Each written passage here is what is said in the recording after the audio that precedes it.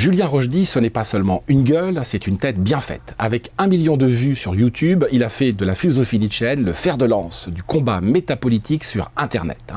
Mais notre homme n'est pas seulement un youtubeur qui s'invite chez vous. C'est aussi et d'abord un auteur qui a tiré de ses leçons sur Nietzsche une introduction décoiffante sur le plus décoiffant des philosophes.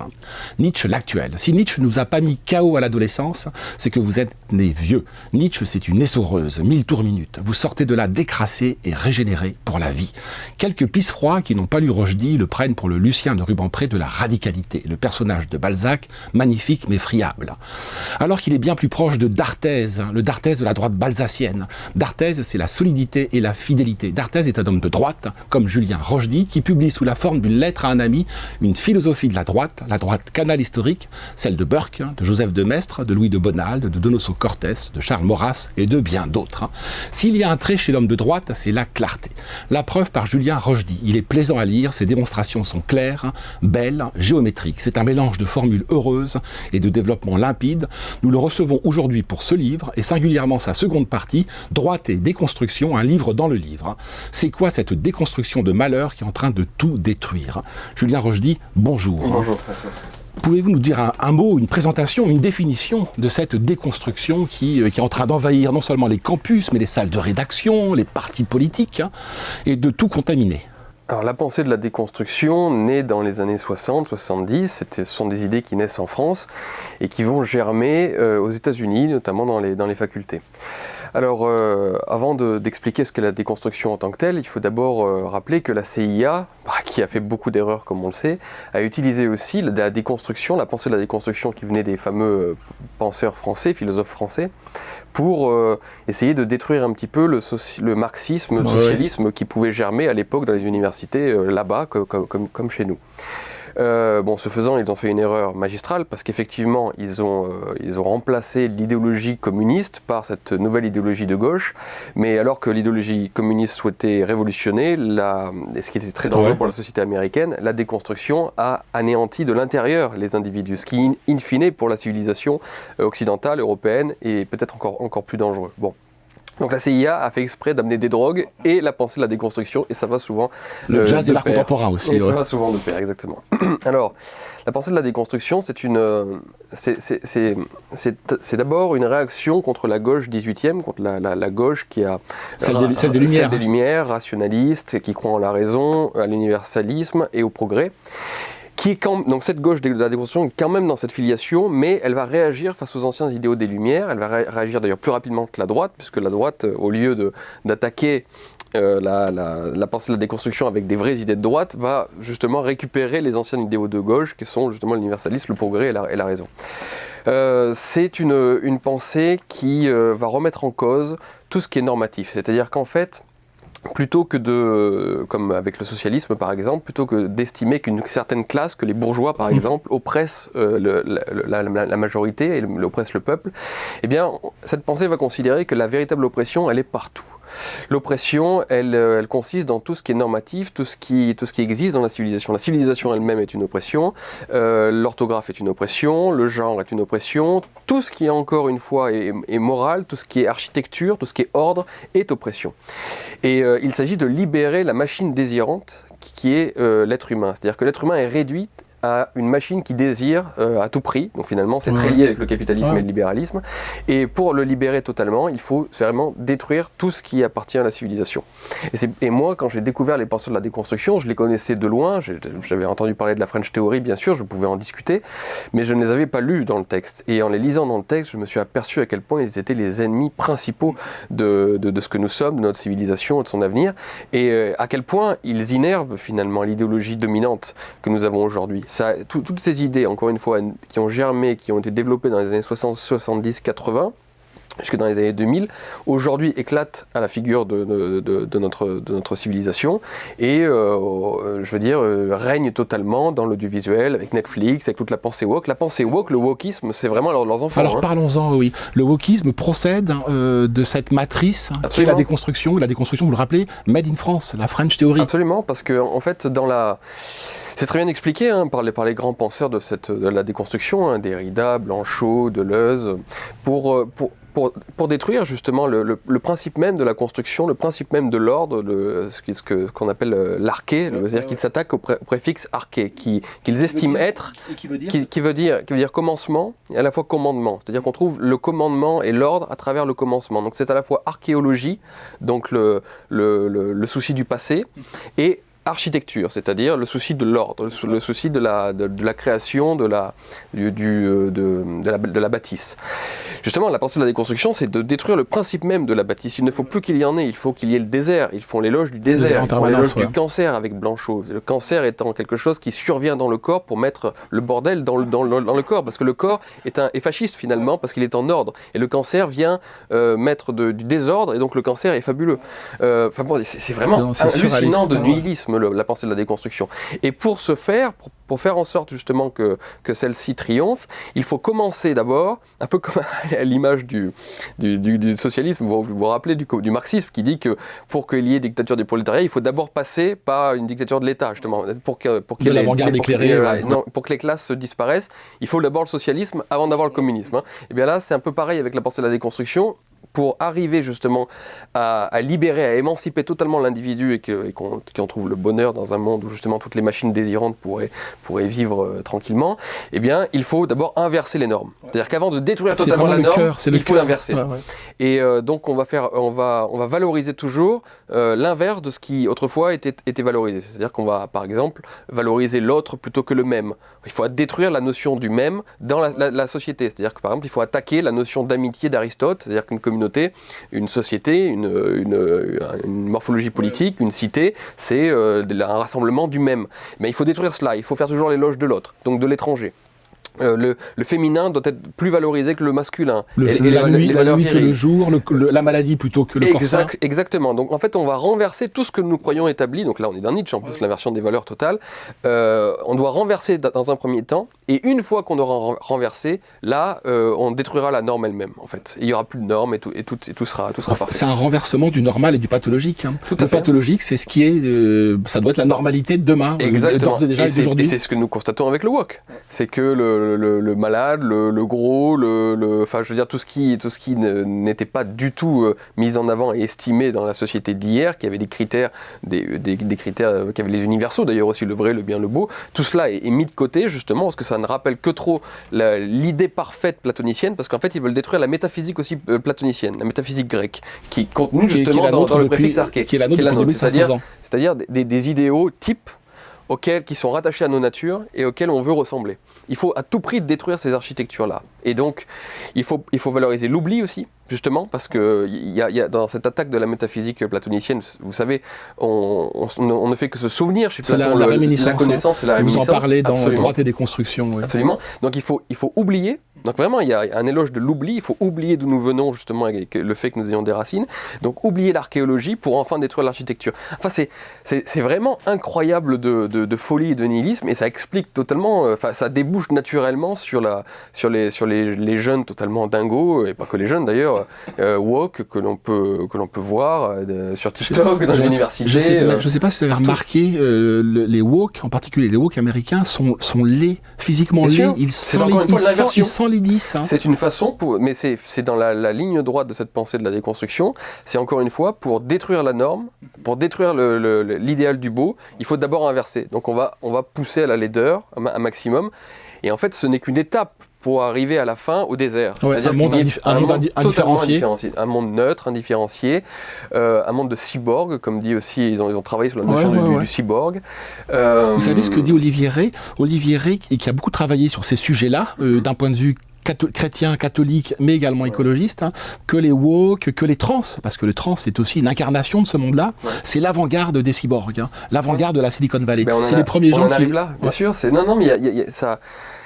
Ça part de cet éloge du désert, du cancer, et pour aller au cyborg, enfin, c'est incroyable. Alors, la seule chose qui peut être rassurante, si on peut essayer de trouver des choses un peu rassurantes dans cette histoire, dans cette mauvaise histoire, c'est que finalement, on s'aperçoit que les idées comptent.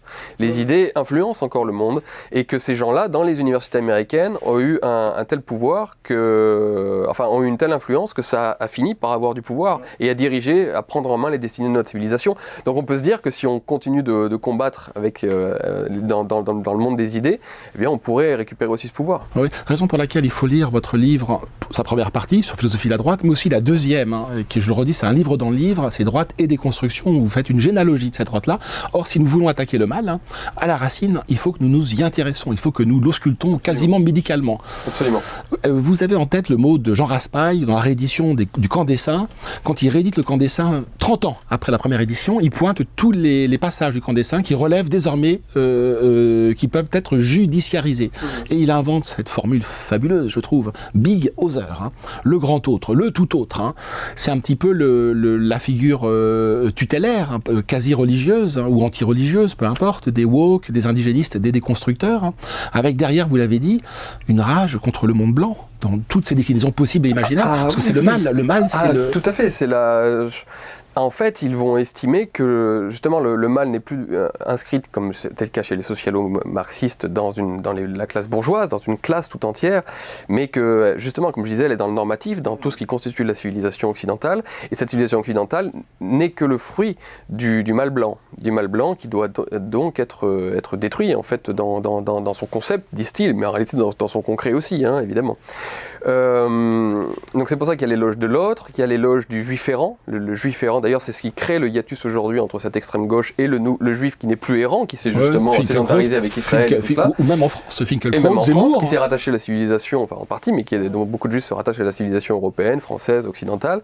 Et eux, il y a l'éloge du juif errant dans le désert. Le juif errant du désert est vraiment la figure parfaite de ce que doit être l'homme de demain. Donc là, on a le mondialisme, le nomadisme, il y a tout ça. Et puis il y a cette haine du monde blanc au point que, par exemple, il y a une remise en question de la rationalité même, du rationalisme.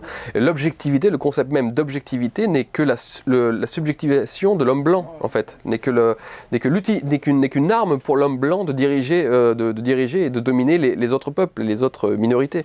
C'est assez incroyable, il y a une remise en cause de la modernité, mais dans une filiation quand même commune qui est toujours d'être dans la négation.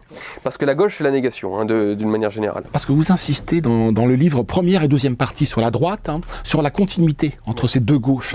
Vous montrez qu'il y a un corpus, il y a une cohérence, même si, je reprends la formule, la révolution est comme Saturne, elle dévore ses enfants. Or aujourd'hui, c'est l'inverse que vous montrez dans le bouquin. C'est les enfants qui dévorent leur père. Cette gauche différentialiste, anti-universaliste, woke, décoloniale, attaque les Lumières. Or, elle procède des Lumières. Oui, mais c'est tout à fait normal, parce que d'un côté, on peut pas passer son temps à vomir sur toute filiation et tout héritage sans faire naître un jour l'envie de dévorer ses parents. Et ça, la gauche du lendemain est toujours véhémente vis-à-vis de la gauche d'hier. Et le problème de la droite, on en a parlé plusieurs fois, c'est que justement, elle se contente de récupérer les déjections de la gauche d'hier et en faire sa doctrine, ce qui est insupportable. Et il y a une filiation, et la filiation, on la retrouve dans le nihilisme, dans le ressentiment, et donc dans cette négation. Adorno disait que la modernité était négation tout entière, et que la postmodernité, c'est vraiment la négation à son acmé.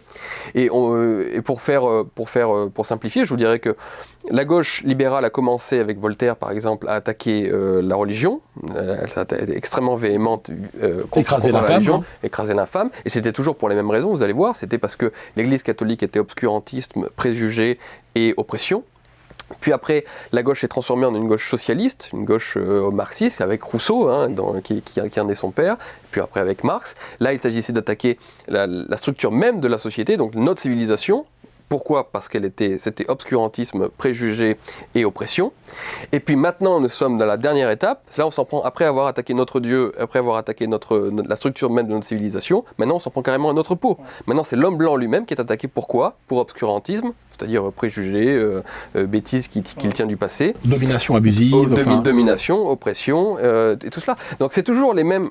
Il y a toujours besoin d'avoir une sorte de bouc émissaire comme ça, qui oppresse soi-disant les gens, parce que ce sont évidemment des faibles dans la pensée nietzschéenne, remplis de ressentiment. Ils cherchent à tout prix un moyen d'exprimer ce ressentiment. Et aujourd'hui, dans le monde actuel, dans le monde postmoderne, ce ressentiment s'exprime contre l'homme blanc, qui est maître du normatif. Vous parlez de ressentiment, vous avez évoqué tout à l'heure la question du nihilisme. Et le ressentiment et le nihilisme nous ramènent évidemment à Nietzsche, Absolument. l'actuel et l'inactuel. Est-ce que la déconstruction, on peut dire, et vous, c'est votre... moi, il me semble que c'est le noyau de votre œuvre, essayer de creuser ce mystère qu'est le nihilisme, qui est en train de nous dévorer comme un acide. Est-ce que c'est la déconstruction et la forme actuelle que prend ce nihilisme? Absolument. Tout à fait. Je veux dire, Alan Bloom en a parlé, par exemple, dans l'âme des armées. C'est cette pensée, justement, qui règne aujourd'hui dans les universités et malheureusement dans le monde audiovisuel, donc dans tout ce qui permet de faire penser. C'est ça qui est tragique. Procède du nihilisme le plus complet, c'est-à-dire la volonté d'en finir.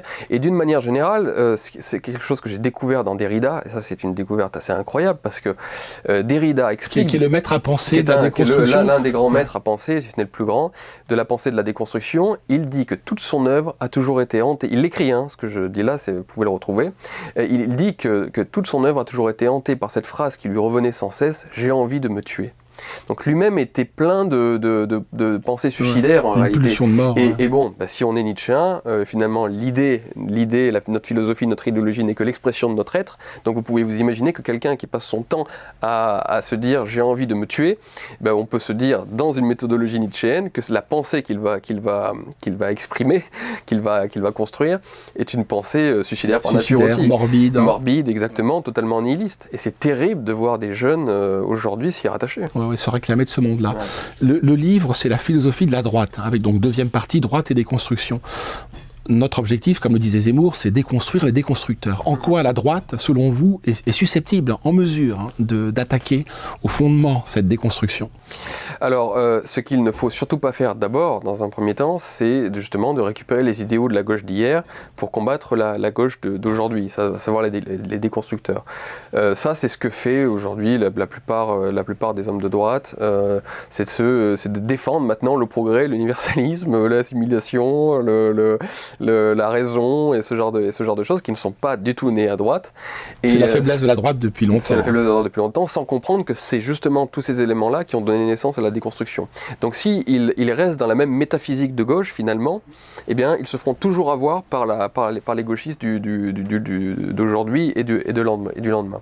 Donc je crois que la droite, pour combattre cette pensée de la déconstruction et ce nihilisme systémique, il faut qu'elle aille chercher dans ses racines, dans ses fondements, qu'elle aille se ressourcer auprès de ces grands philosophes qui l'ont engendré, à savoir les penseurs de la contre-révolution. C'est ce que je fais c'est ceux que je déterre dans mon livre parce qu'ils méritent franchement d'être déterrés compte tenu du brio et de la grandeur de certains et qui malheureusement qui sont totalement méconnus. Donc se ressourcer auprès de nos grands philosophes qui en réalité eux-mêmes ne font que défendre la pensée classique, la pensée des anciens, qui est une pensée qui peut justement nous exfiltrer idéologiquement et même anthropologiquement du nihilisme. Alors vous l'avez dit, la déconstruction, c'est une déstructuration, c'est le chaos à la place des Lumières. Les Lumières, c'est un terme abusif, puisque c'est presque une antiphrase, c'est déjà les ténèbres. Comment réintroduire de l'ordre? Parce qu'en vous lisant, le cœur de la droite, en réalité, c'est réintroduire de l'ordre dans la société, reproduire le geste des Grecs, quand ils passent quand Zeus bat les titans, il met de l'ordre dans le cosmos, il met de l'ordre dans le chaos. C'est peut-être la seule manière de s'en prendre à cette déconstruction. De toute façon, il faut prendre les penseurs de la déconstruction au mot. Ils sont finalement très honnêtes dans leur approche. C'est terrible de dire ça, mais à la vérité, ils le sont. Ils attaquent l'arché dont nous parlions.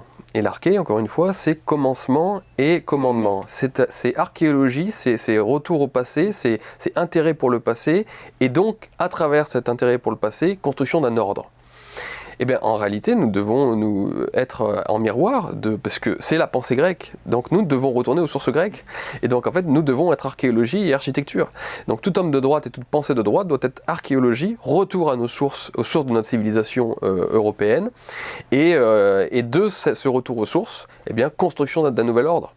Donc finalement, en miroir de ces constructeurs, finalement, c'est très bien qu'ils attaquent l'arché, qu'ils attaquent la métaphysique grecque. Nous, du coup, nous devons revenir à cette métaphysique grecque. On est contraint de revenir à on est contraint, tant mieux, parce qu'en réalité, toute renaissance européenne, y compris la Renaissance elle-même, n'était que à chaque fois qu'un retour aux sources grecques.